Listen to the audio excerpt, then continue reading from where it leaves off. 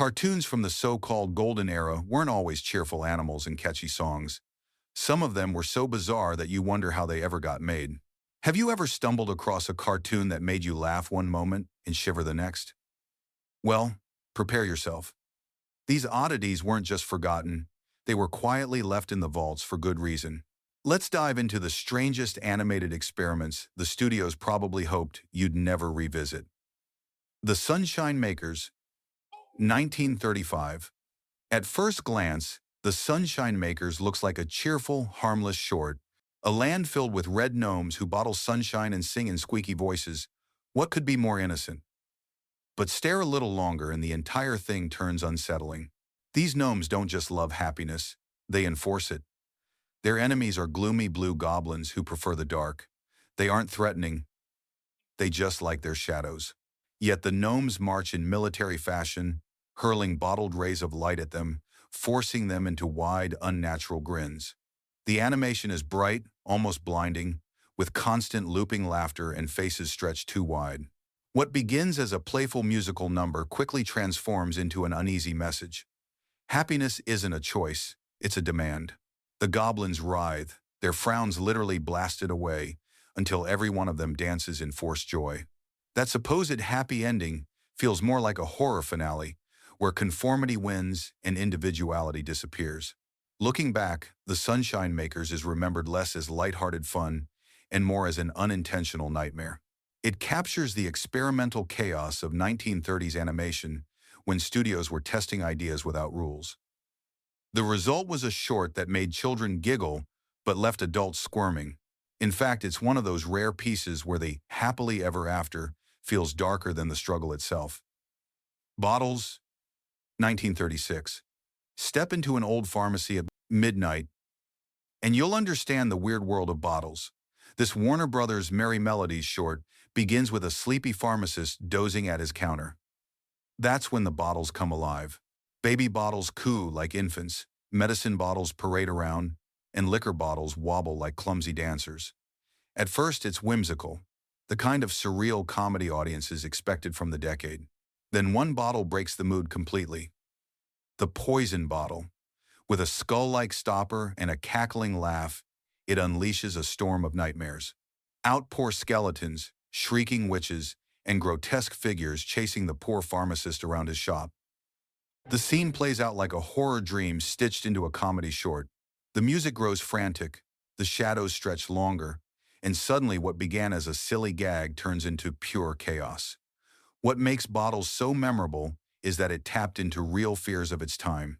In the middle of the Great Depression, families were already anxious about survival. A cartoon where everyday remedies morph into horrors only amplified that tension. Kids might have laughed nervously in theaters, but adults could see the darker subtext hiding beneath the slapstick. Today, Bottles remains a reminder that the golden era wasn't always sugar-coated.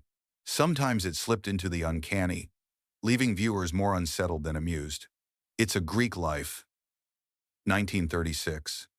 Imagine Mount Olympus turned into a slapstick playground, and you've got It's a Greek Life from Van Buren Studios.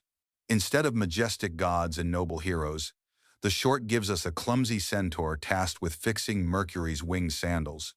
Of course, he decides to try them on himself. The moment he straps them on, chaos explodes. He rockets skyward, slams through clouds, collides with gods, and leaves a trail of destruction across Olympus. The style is manic, filled with wobbling figures and exaggerated sound effects, more suited to a Three Stooges skit than ancient myth. Characters stretch and snap like rubber bands, never quite polished, always on the edge of looking unfinished. That raw energy makes the cartoon feel experimental, like the animators were testing what they could get away with. What really makes it odd is the clash between subject matter and style. Mythology is usually treated with grandeur, but here, Zeus and the gang are reduced to bumbling extras in a clumsy comedy. Instead of epic battles or timeless lessons, you get pratfalls, collisions, and dizzy gods tumbling through the sky. Viewed today, It's a Greek Life feels like a parody of its own premise. It shows just how willing studios were to twist anything, even classical legends, into frantic comedy. The result is bizarre, sometimes funny, often awkward, and impossible to forget once you've seen it. A Swiss Trick, 1931. Before Cat and Mouse Chaos made Tom and Jerry famous, Van Buren Studios had its own Tom and Jerry, only they were human, and their adventures were downright strange. In A Swiss Trick, the duo find themselves in the snowy Alps. What starts as a simple train ride spirals into slapstick madness. The train breaks down, a rescue street. Bernard only causes more trouble, and soon the pair are slipping down icy cliffs, chased by goats, and swallowed by avalanches. The weirdest moment comes when they binge on Swiss cheese until their bodies sprout holes. Literally. They look like human slices of cheese, complete with mice chasing after them. The imagery is so surreal it borders on grotesque. The animation doesn't help. It's rough, rubbery, and physics-defying in ways that feel more like mistakes than deliberate gags. Unlike the later MGM Tom and Jerry, who became icons of polished slapstick, these human versions were oddball relics of experimentation. The short plays like a dream gone wrong. Nothing moves realistically, jokes fall flat, and characters bend into shapes that seem almost unintentional. Looking back, A Swiss Trick captures the uneven quality of early 30s animation.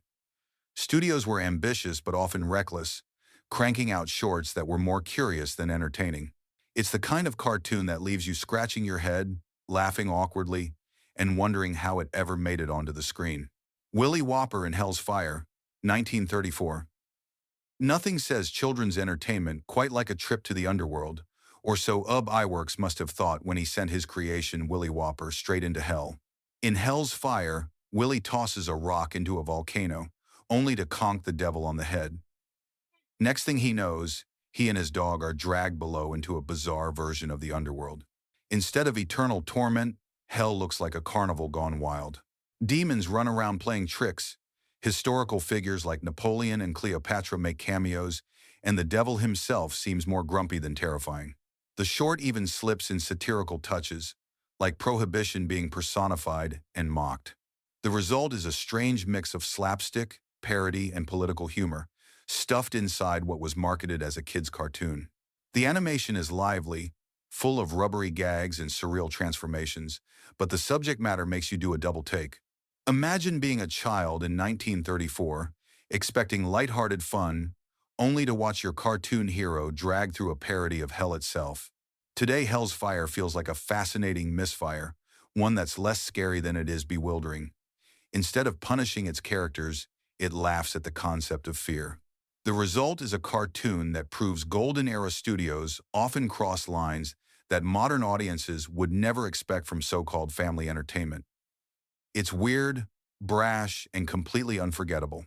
The Little Match Girl, 1937. Disney built its reputation on cheerful songs and happy endings, but The Little Match Girl shattered that mold. Part of the Silly Symphony series, this, or short, wasn't about animals dancing or princesses singing. Instead, it followed a poor girl wandering through snowy streets, clutching a bundle of matches. No jokes, no talking sidekicks, just cold, hunger, and heartbreak. Every time she strikes a match, she sees visions of warmth, flickering fireplaces, glowing feasts, or decorated trees. Each flame offers her a fleeting escape from the bitter snow. But one by one, they burn out, and the cruel reality returns. The final scene shows her lighting the last match, seeing a vision of her grandmother, and slipping away forever. No twist ending, no rescue, no miracle. Just silence. When this short debuted, it shocked audiences. Children left theaters crying, parents were unsettled, and critics questioned why Disney would end a cartoon on such a devastating note. The animation itself was gorgeous, soft, painterly, and deeply atmospheric, but its tone was unrelenting. What makes The Little Match Girl so strange in the Golden Era canon is how directly it aimed for sorrow. Most cartoons of the time offered comic relief from hard realities like the Great Depression. This one leaned into tragedy, forcing audiences to confront despair in a medium usually reserved for laughter. It's haunting, daring, and unforgettable. A reminder that animation could be more than giggles. It could break your heart. Dinnertime, 1928. Before Mickey Mouse whistled his way through Steamboat Willie, there was Dinnertime. Released by Paul Terry and Van Buren, this short technically beat Disney to synchronize sound by a month. But where Disney nailed the magic, Dinnertime delivered chaos. The story is paper-thin. A farmer prepares dinner while a pack of hungry dogs swarm the scene. What follows is a barrage of barking, growling, shouting, and clumsy animation. The sound effects rarely line up with the action. Dogs bark half a second too late, footsteps clatter off rhythm, and the whole thing feels like nails on a chalkboard. Audiences in 1928 were fascinated simply because the cartoon talked back. They'd never seen moving drawings with sound at all. But even then, critics noted how unpleasant it was compared to Disney's slick synchronization just weeks later. Looking back, Dinnertime is less a milestone than a cautionary tale. It showed how crude early sound experiments could be. Where Disney polished the formula, Terry's short stumbled into history with a rough, screeching mess. Still, it deserves its place as a weird relic of the golden era. It's not entertaining so much as fascinating, a glimpse into animators fumbling toward the future.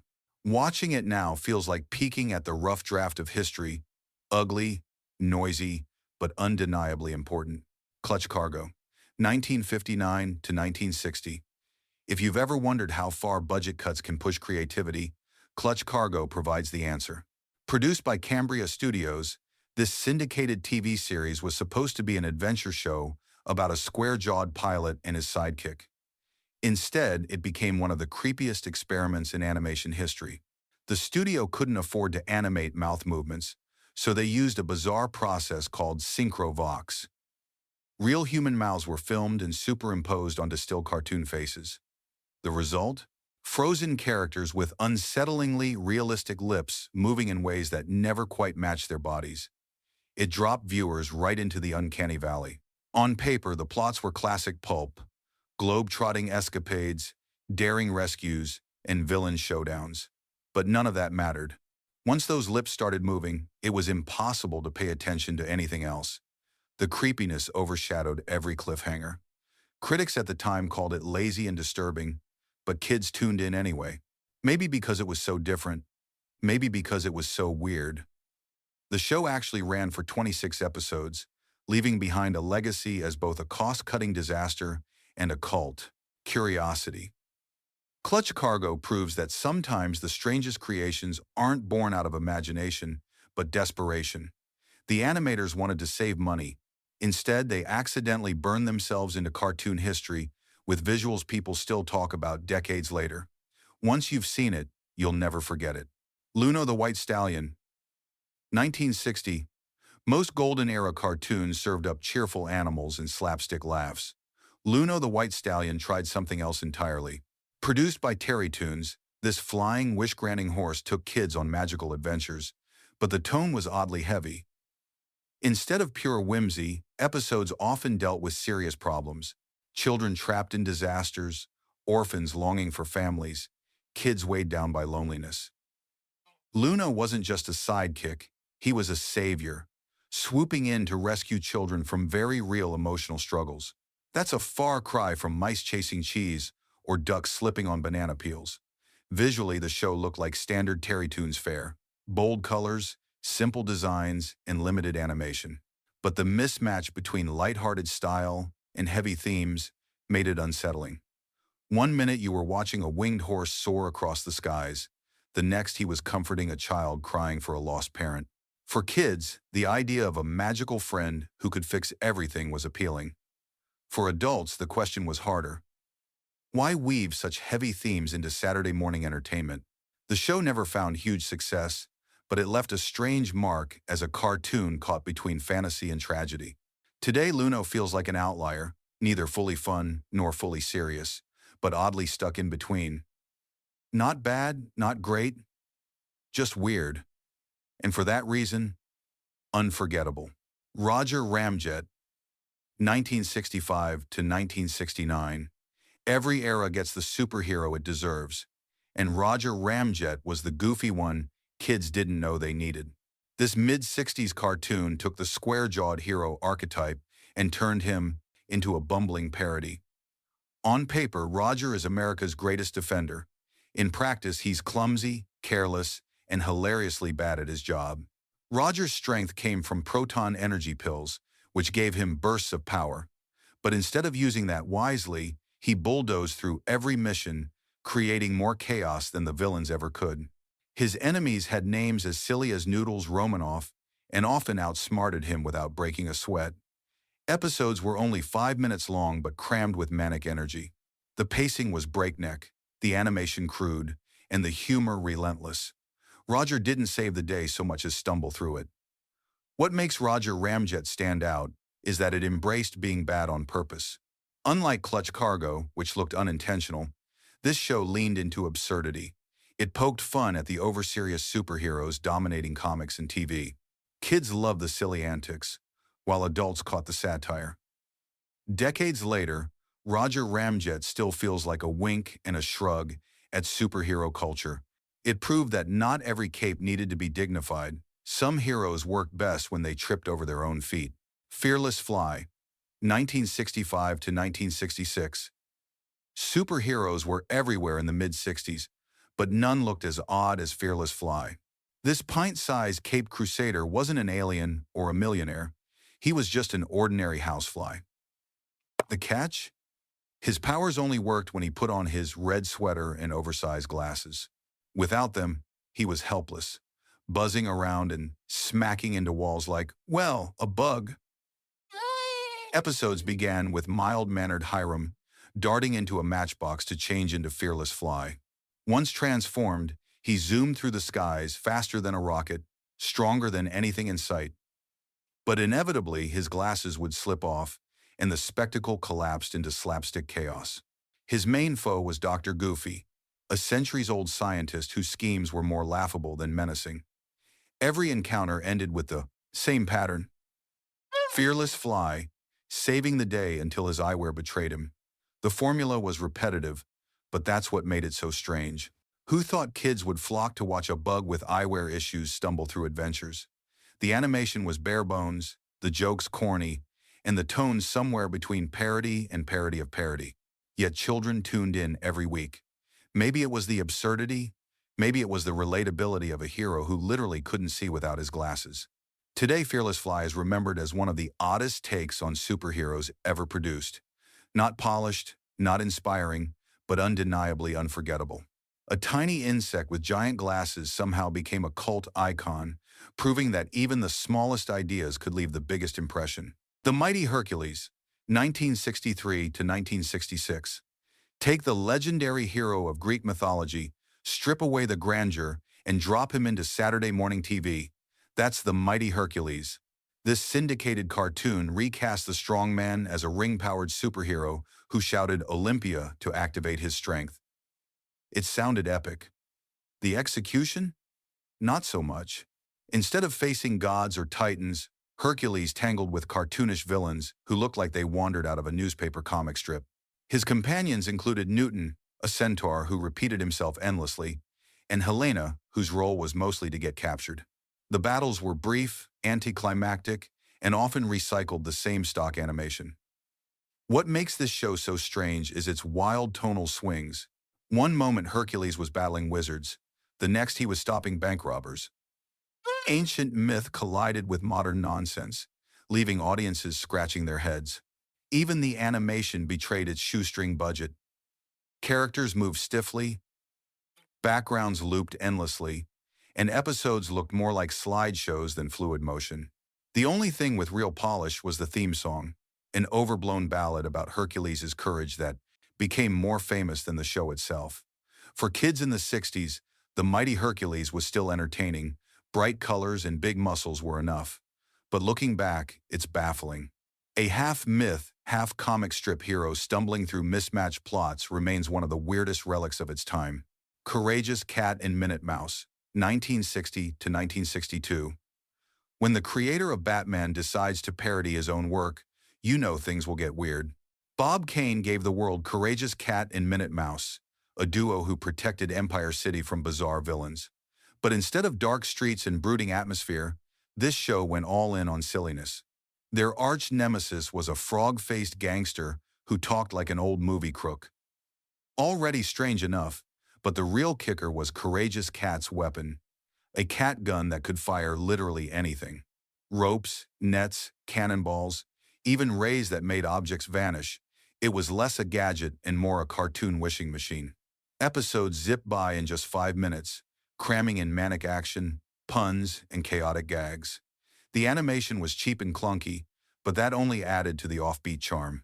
Instead of suspense, viewers got pratfalls and nonsense. Looking back, it's obvious Kane wasn't trying to craft another serious superhero.